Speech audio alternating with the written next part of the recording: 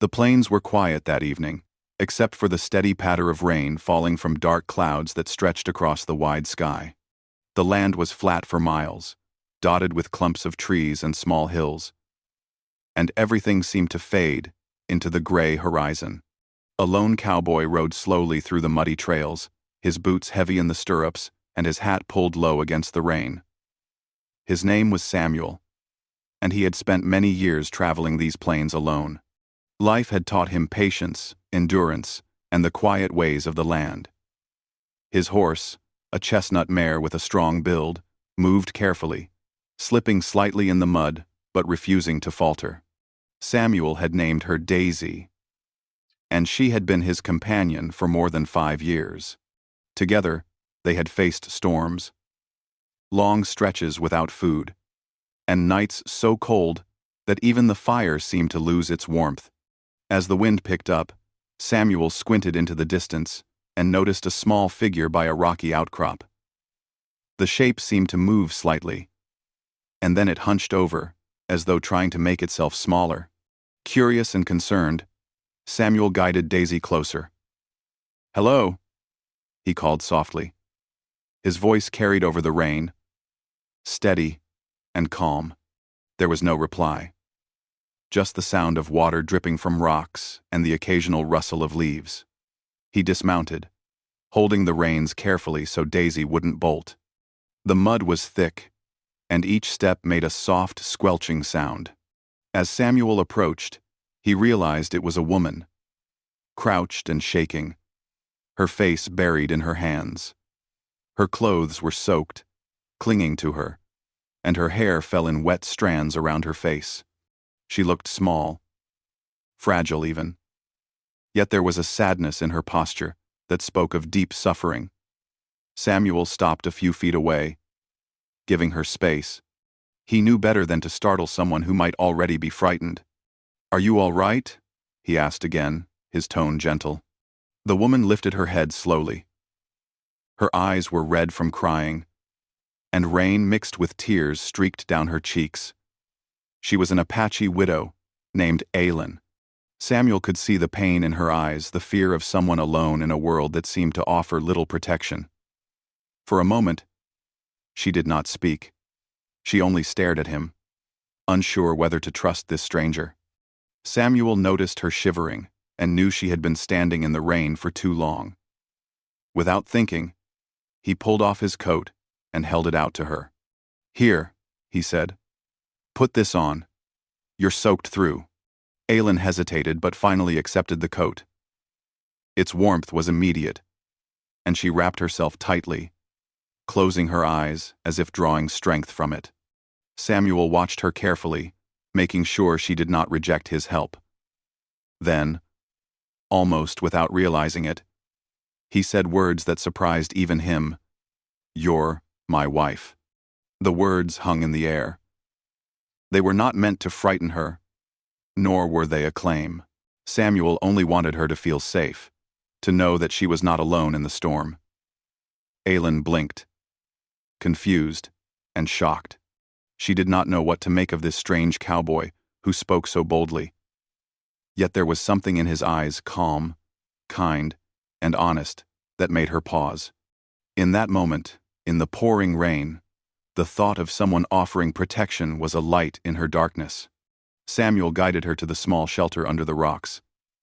He built a fire using dry wood he had gathered earlier, and the flames came alive despite the damp air. The warmth spread quickly, pushing away the chill of the rain. Aylin sat close, holding her hands near the fire, feeling its comforting heat. Samuel made sure the fire was safe, that it would not spread to the surrounding grass. Then he offered her a small piece of bread he had in his pack. "Eat," he said. "You need strength." She took it, hesitating at first, but hunger overcame her fear. As she ate, Samuel asked gentle questions about her journey, careful not to rush her. She told him in broken sentences how her husband had been killed in a raid days ago, how she had run through the rain alone, and how every place she had sought safety had turned into danger. Her voice was soft, and at times she could barely speak, overcome by grief.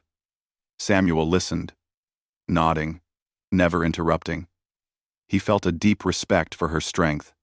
Though she had been through unimaginable pain, she had survived.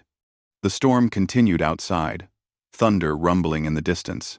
But inside the small shelter, there was a quiet sense of safety. Samuel learned her name Aylin and shared his own, though he told her little of his past. Words were not always needed. The fire, the warmth, and the silent understanding between them spoke louder than stories could. Samuel could see that Aylin's trust was slowly forming. She was still wary, but she no longer looked as if she might run at any moment. As the rain began to ease, Samuel helped Aylin to her feet. The mud was slippery, and they moved carefully. He offered his arm for support, and she accepted, leaning slightly on him. Together, they walked toward the trail that would take them to the nearest settlement. Samuel's mind was quiet, focused only on keeping her safe. He had seen too much suffering in his years to ignore someone in need. Aylin, in turn, felt a strange mix of relief and cautious hope. She did not fully understand this cowboy, but she sensed his honesty. Along the way, Samuel taught her small lessons about moving through the plains safely, how to watch the wind for approaching storms, how to read the tracks in the mud, and how to listen to the sounds of the land for signs of danger. Aylin absorbed everything, grateful for his guidance. They stopped occasionally to rest Daisy, who seemed patient and understanding of the delicate situation. The sky began to clear slightly, and the first stars appeared through the remaining clouds. The plains looked different in the moonlight, less threatening, almost welcoming. By the time they reached a small clearing, they could see lights from the settlement in the distance. Smoke rose gently from chimneys, promising warmth and shelter. Aylin's heart lifted slightly, though she remained cautious. Samuel did not press her. He allowed her to decide the pace. The journey had been long, and she was tired, both physically and emotionally. She realized that she had never had a moment like this before, someone who did not demand anything, someone who only offered care and protection. That night, as they approached the edge of the settlement, Samuel reminded her gently that she could choose her own path. "You don't have to stay with me," he said. "But if you want, I can help you find a place to start over. You don't have to face the world alone anymore." Aylin looked at him, really looked, and felt something she had not felt in months. Hope.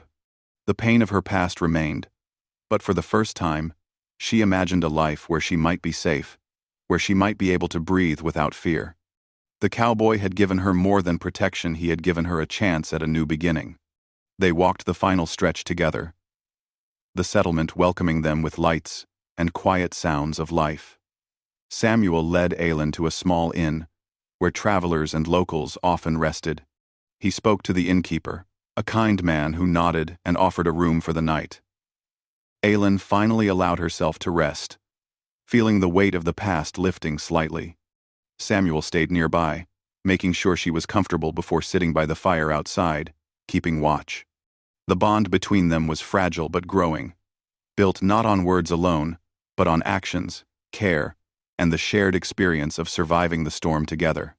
That night, as rain drizzled gently outside and the inn was warm and safe, Aylin thought back to the words Samuel had said, "You're my wife." It had seemed strange at first, almost impossible, but now she understood. It was not a claim, nor a demand. It was a promise that she would no longer be alone in the world. In that quiet moment, with the fire crackling and Samuel's presence nearby, she realized that maybe, just maybe, fate had led her to someone who would stand by her, no matter what the future held. The morning sun rose over the settlement, casting golden light across the small wooden houses and dirt streets. The rain from the previous night had left the ground soft and fragrant, and the air smelled of fresh earth and smoke from chimneys. Aylin awoke slowly, feeling the warmth of the blanket around her shoulders. For the first time in many days, she did not wake in fear. Samuel was already awake, sitting near the small fire in the inn room, quietly cleaning his boots. He looked up and smiled when he saw her stirring. "Good morning," he said softly. "Did you sleep well?" Aylin nodded. Words did not come easily at first. She still felt cautious, as if the world might take away this feeling of safety at any moment. But Samuel's calm presence was comforting. "Yes, I slept well," she said finally. After breakfast, Samuel took Aylin on a slow walk through the settlement. People stared as they passed. Aylin could feel their curiosity. An Apache woman, walking with a cowboy, was unusual. Some whispered behind hands, some watched openly. But Samuel ignored them all. He treated Aylin as if nothing about her was strange or wrong. Slowly, she felt herself relax. The settlement was small but bustling, with children running between houses, women carrying baskets, and men tending to horses and wagons. The sounds of life were a gentle reminder that the world was moving forward, even after tragedy. Samuel guided her to a small building near the edge of town. It was a place where settlers shared knowledge about herbs and medicine. "You have skills that could help people here," Samuel said. "You can work here, if you like. No one will judge you. They just want help. And so do you." Aylin looked around, seeing jars of dried herbs, bundles of plants hanging from the ceiling, and books with worn pages. She realized that she could use what she knew from her own life. Her family had taught her about healing, about plants and remedies. She could do good here, help people, and maybe find a purpose again. She agreed quietly, and over the next few days, she began learning from the settlement's healer. The work was slow, but satisfying. She felt useful, and each time she helped someone recover from illness or injury, a small spark of confidence grew inside her. Samuel stayed nearby, watching her progress with quiet pride. He never interfered, never insisted, but his presence was steady, reassuring. Sometimes, when she felt unsure, he would offer gentle advice or a small word of encouragement. Slowly, Aylin realized that she did not feel alone anymore. She could smile, laugh softly, and even joke with the children who sometimes visited the healer's small shop. Life, which had seemed impossible to face, now had small joys again. One afternoon, as they walked to the market together, Aylin spoke about her past. She told Samuel about her husband, about the life they had shared, and about the moments that haunted her in the quiet of the night. Samuel listened without interruption, only nodding and holding her gaze. He did not offer judgment, nor did he try to push her grief away. He simply listened, as a companion would. That act alone helped Aylin more than words could describe. She felt lighter, as if sharing her story allowed some of the weight she carried to fall to the ground. The settlement began to accept her more openly. People saw the skill in her hands, the calm in her manner, and the kindness she showed to others. Slowly, the whispers of curiosity turned into words of respect. Mothers brought their sick children to her. Men sought advice for minor injuries, and even travelers passing through acknowledged her expertise. Aylin's confidence grew, and with it, a sense of belonging. Samuel, too, changed during this time. His life had always been solitary, a series of wandering and work. But with Aylin by his side, he discovered a new rhythm. He found joy in small things. Sharing a meal, seeing Aylin's eyes light up when a patient recovered, or walking through the fields at sunset. The bond between them deepened, not through passion or romance at first, but through trust, loyalty, and shared experiences. They became partners in survival and in life. Seasons passed. Spring turned to summer, and summer slowly gave way to the colors of autumn. Aylin's skills became widely known, and she found herself respected by people who had once looked at her with suspicion. She had rebuilt a life, and Samuel had been there every step of the way, not as a master or protector in the old sense, but as a steady companion, someone who would not let her face the world alone. One evening, as they sat by a fire outside Samuel's small cabin, Aylin turned to him and spoke softly. "I never thought I could feel safe again," she said. "I never thought someone could care for me without asking for anything in return." Samuel looked at her and smiled gently. "You've always been strong," he said. "You just needed someone to remind you that it's okay to let the world in. A little at a time." They sat in silence, listening to the crackle of the fire and the soft sounds of animals in the distance. Aylin realized how much she had changed. She was no longer the frightened woman running through the rain. She had survived, adapted, and grown. And through it all, Samuel had been her companion, her support, and her anchor. As winter approached, the settlement prepared for the cold months ahead. Aylin worked with Samuel to gather supplies, repair fences, and prepare their small cabin for the snow. Their life was simple, but it was full. There was no grand adventure, no sudden excitement, but in the quiet of daily life, they found contentment. The bond that had begun in the storm now held firm, built on trust, respect, and the shared understanding of what it meant to survive and care for one another. Sometimes, late at night, Aylin would think back to the first night they had met in the rain. She remembered the fear, the grief, and the uncertainty. And then she remembered Samuel's words, "You're my wife." At the time, they had seemed strange, almost impossible. But now she understood. It had never been about ownership or demand. It had been about protection, care, and a promise that she would never be alone again. Years later, when children ran past their cabin and neighbors called to them from a distance, Aylin and Samuel would tell the story of that stormy night. Not as a tale of sudden love or dramatic heroics, but as a story of compassion, resilience, and human connection. They had found something rare in a harsh world: a partnership built on respect, courage, and trust. And it had begun with a simple act of kindness in the pouring rain. Life continued, as it always does, with challenges and small joys. Aylin healed those who needed her. Samuel worked the land and tended to their home. And together, they faced the seasons as they came. The plains were still wide, the storms still came, but now they were no longer alone. They had each other, and that was enough. In the end, the story of the cowboy and the Apache widow became a quiet legend in the settlement. A story not of sudden romance, but of trust, courage, and the gentle power of human care.